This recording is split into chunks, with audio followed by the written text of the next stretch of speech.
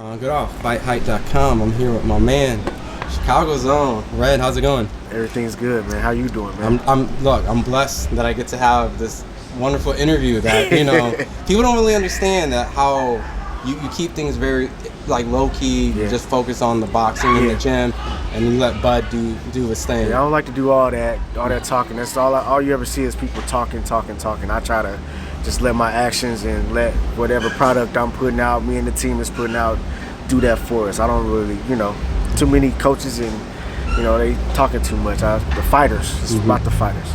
Mention about, fighters, we got the big fight that we all wanted, Terence Crawford, Errol Spence, and that seems to be the theme. A lot of respect, don't need to be really trash talking to sell this fight. It's just legacy on the line, respect to pound for pound fighters, and fighting for not once but twice, everything goes well. Just your immediate thoughts on this fight. Just signed, delivered, packaged, and the world is not, we'll see.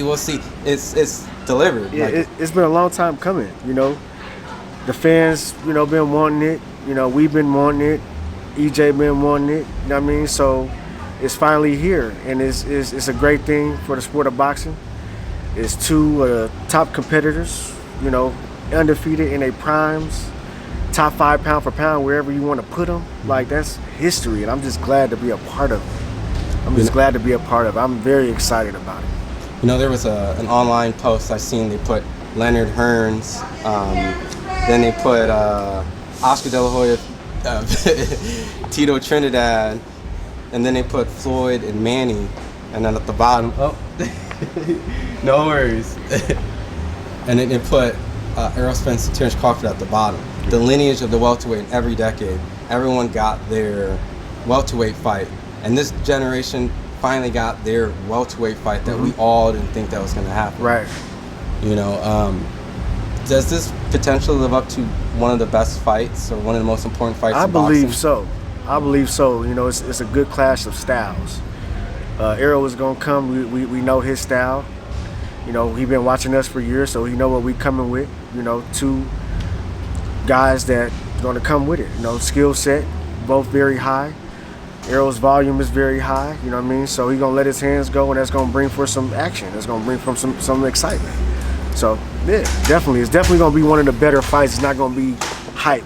No pun intended. It's not going to be okay. You put two names on the paper and everybody's expecting. I think it's going to be an explosion.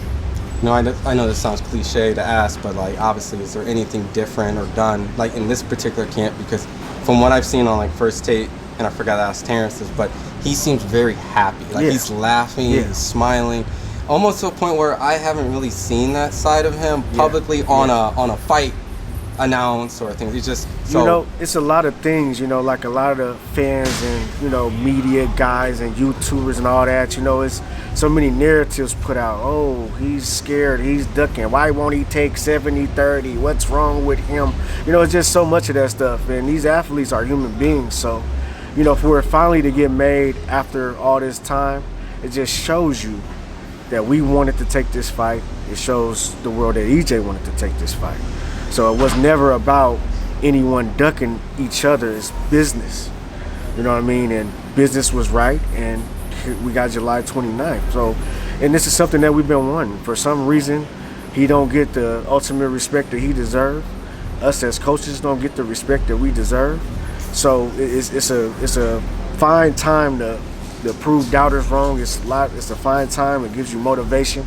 It sharpens your focus. It's everything just coming together. You know what I mean? I'm just excited. I'm excited that we get this opportunity.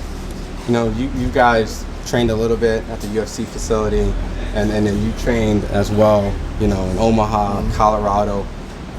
Is that going to be the regiment for this camp? A little bit of here and there? Or? No, we're going to stay in Colorado. I mean, this is where we've been the last 10 years. I mean, we went out to Vegas for other reasons, but our home base is Colorado Springs, and that's where we go get our work.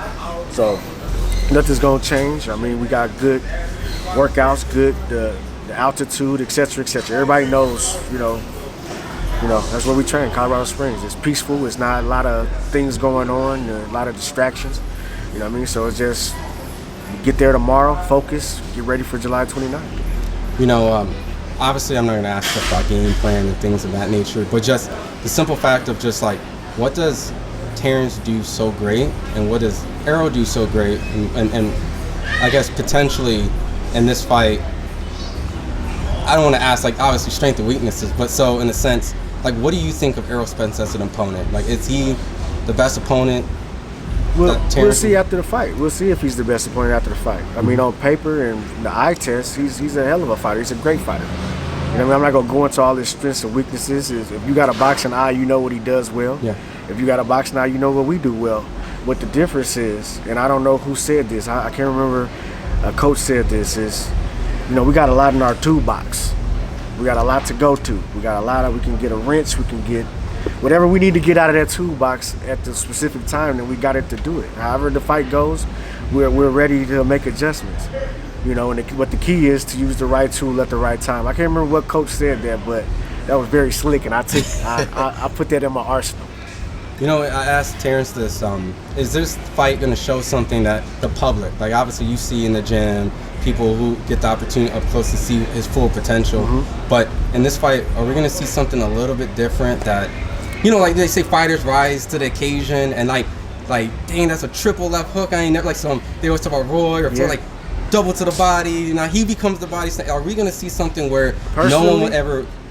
You know, personally, in my personal opinion, I don't think that Bud has given like an A+ performance yet, but I feel like July 29th he's gonna give an A+ performance. There's a lot of things that he's done, you know, that people see, you know, when fights are on, you see. But you know, I've had the luxury and the pleasure of watching this man for 20 years and being on his coaching staff for the last 10. So I know there's things that he could do.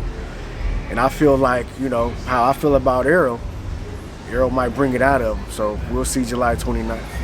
My last question on overall the topic and things like that, because the fans are so excited. I could beat a dead horse and things like that. You know, it's here, so obviously.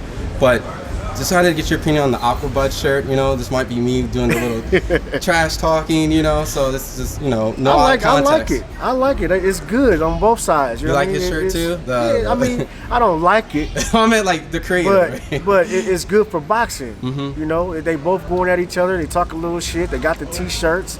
You know, we got the fish fry. He got the what he doing? I don't know what he say. You know, the man down and all that. Like, that's good for boxing, man. Or I think they say crawfish. I think the fans say crawfish. Okay, that's good. That's good for boxing, man. You know, that's how it's supposed to be. You know, you keep it in the ring. They gonna iron their differences out in the ring. Yeah. You know, it don't need to be nothing extra behind it. You know, and it's good, clean trash talk. It's not all that. You know, we done dealt with some crazy shit with a couple of fighters back in the day. You know what I'm saying? And it just didn't need to carry that. You know what I mean? So, you know, we're very respectful of each other. You know, they're going to talk their shit, we're going to talk ours. They got the T-shirts, we got the fan bases, and it's going to be a great thing on July 29th. I just can't wait. I'm excited. Two alpha dogs going at it. No doubt. For the supremacy. No doubt. My last set of questions, just because it's legendary to get these red interviews. Don't do that. No, for real. I'm just saying, like, you know, just out of respect, the fact that you like to just keep it in the gym. I'm asking for the future.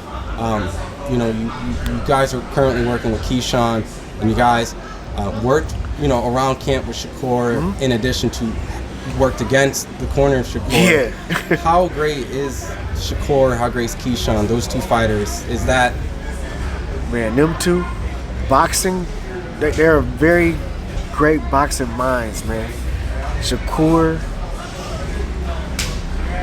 man, he's just amazing to watch. Is it that different? I've had the privilege to watch those guys in the gym maybe for the past 7 years.